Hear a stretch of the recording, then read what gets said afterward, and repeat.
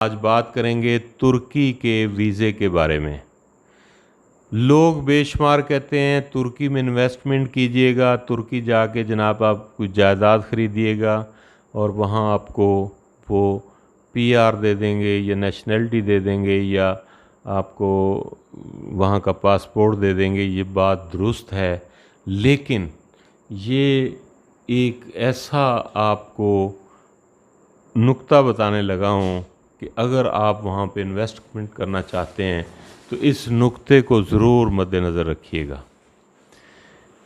कि जब आपको कहा जाता है कि आपने $2.5 लाख की इन्वेस्टमेंट करनी है, तो आप वहाँ पे जाकर कोई मकान, कोई बिल्डिंग ख़रीदते हैं $2.5 लाख की, तो गवर्नमेंट के पास जब ये कागज़ लेकर जाते हैं तो वो इसकी वैल्यू लगाने का उनका अपना एक तरीका है। अगर वो $2.5 लाख ना बन रही हो तो यकीन मानिए कि आपका ये सपना, आपका ये ख्याल ही रहेगा। आपको वहाँ पासपोर्ट या पीआर बिल्कुल नहीं मिलेगी, सवाल ही पैदा नहीं।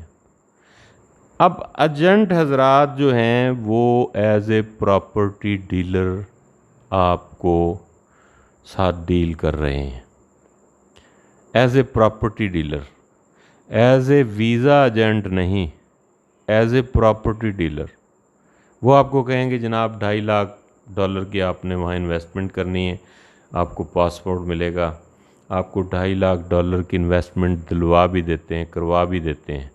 जब आप अपनी फ़ाइल को आगे भेजते हैं और उससे पहले आप पैसे दे चुके होते हैं, सब काम कर चुके होते हैं, और जब आगे भेजते हैं तो वो कहते हैं जनाब इसकी वैल्यू जो है वो $2.5 लाख नहीं है। आपने ख़रीदी तो $2.5 लाख की है, लेकिन प्रॉपर्टी इस वैल्यू की नहीं है। फिर वहाँ पर वो कोई हेल्प नहीं करते आपकी।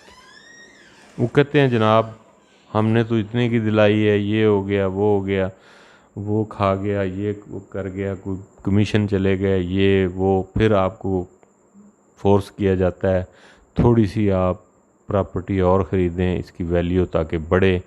तो वहाँ पे पर भी ये स्कीम चलता है कि क्या करते हैं कि प्रॉपर्टी आपने 1 करोड़ की ख़रीदी तो रजिस्ट्री पे कम पैसे लिखवा दिए, उसकी रजिस्ट्री कम पैसों में लिखवा दी, और फिर वो जब गवर्नमेंट के पास जाती है तो वो वैल्यूएशन गवर्नमेंट अपने अदारे के थ्रू करवाती है, क्या देखा जाए कि इसकी वैल्यू क्या है।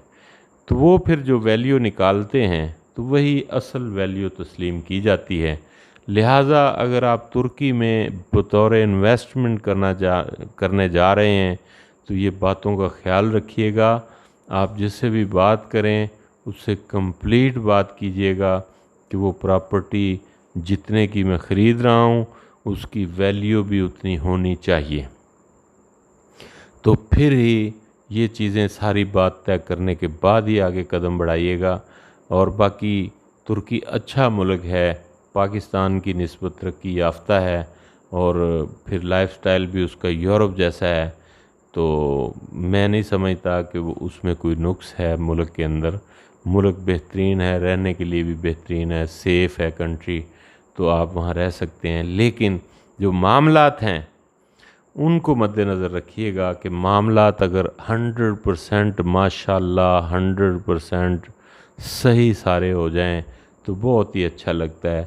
अगर मामलात में कोई नुक्स निकल आए तो वही सफ़र आपके लिए अज़ाब बन जाता है और आप परेशानी में मुब्तला हो जाते हैं। तो लिहाजा अगर आपने तुर्की जाना हुआ, कोई इन्वेस्टमेंट ख़रीदनी हुई, तो आप मुझे ज़रूर बताइएगा। इंशाअल्लाह अल्लाह के हुक्म से आपको मैं तरीक़ाकार गाइड भी करूँगा। और सही कोई ना मैं प्रॉपर्टी डीलर हूँ ना मैं कोई एजेंट हूँ, लेकिन ये है कि अल्लाह ताला ने हमसे हिसाब ज़रूर लेना है जब हम मर जाएंगे आखिरत वाले दिन कि आपको ये बात का इल्म था, आपने लोगों तक क्यों नहीं पहुंचाई। तो मैं आपको ये बता रहा हूँ कि जो वैल्यू पे वो आपको पासपोर्ट दे रहा है वो वैल्यू अपने अदारे से चेक करवाएगा। आप जब ख़रीद लेंगे तो वो अपने एक अदारा उसने बनाया हुआ है, वो अगर रिकमेंड करेगा तो आपको पासपोर्ट मिलना है, वरना नहीं मिलना। Thank you very much.